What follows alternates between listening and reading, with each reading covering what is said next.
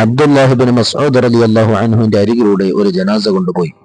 അടുത്തുള്ള ആളോട് മഹാനവറുകൾ പറഞ്ഞു, ആ മയ്യിത്ത് സ്വർഗാവകാശിയാണോ അതോ നരകാവകാശിയാണോ എന്ന് നീ ഒന്ന് അന്വേഷിക്കണം.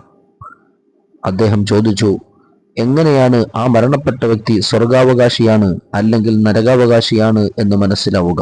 അബ്ദുല്ലാഹിബ്നു മസ്ഊദ് റളിയല്ലാഹു അൻഹുവിന്റെ മറുപടി ശ്രദ്ധേയമാണ്.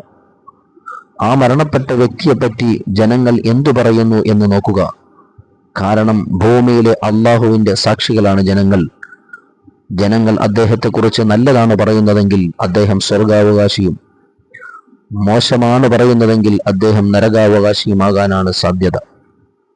കൂട്ടുകാരെ, നമ്മുടെ ജീവിതത്തിൽ നാം എല്ലാ പ്രവർത്തനങ്ങളും ചെയ്യേണ്ടത് അള്ളാഹുവിന്റെ പൊരുത്തത്തിൽ തന്നെയാണ്. നാം എന്ത് പ്രവർത്തനം ചെയ്യുമ്പോഴും അള്ളാഹു കാണുന്നുണ്ടെന്ന ബോധ്യത്തിലാണ് നമ്മുടെ പ്രവർത്തനങ്ങൾ ചെയ്യേണ്ടത്. പക്ഷേ ജനങ്ങളുടെ ഇടയിൽ തെറ്റിദ്ധാരണകൾ ഉണ്ടാകുന്ന വിധം നമ്മുടെ പ്രവർത്തനങ്ങൾ മാറിക്കൂടാ. ജനങ്ങൾ നല്ലതാണെന്ന് പറയാൻ വേണ്ടി, ഞാൻ വലിയ നിസ്കരിക്കുന്നവനാണെന്ന് പറയാൻ, ഞാൻ വലിയ ദാനധർമ്മങ്ങൾ ചെയ്യുന്നവനാണെന്ന് പറയാൻ വേണ്ടി നാം പ്രവർത്തനങ്ങൾ ചെയ്യേണ്ടതില്ല.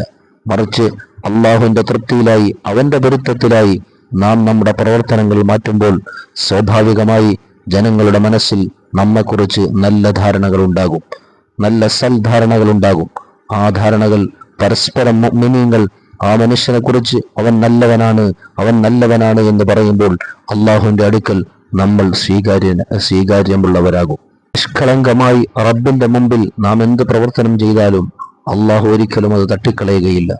അവന്റെ യഥാർത്ഥ അടിമകൾ നമ്മെ സ്വീകരിക്കുകയും ചെയ്യും.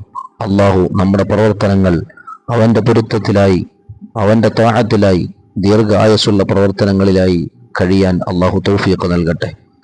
ഈമാനോടെ മൗത്താകുന്ന മുത്തഖീങ്ങളിൽ അള്ളാഹു നമ്മെ ഉൾപ്പെടുത്തി അനുഗ്രഹിക്കട്ടെ.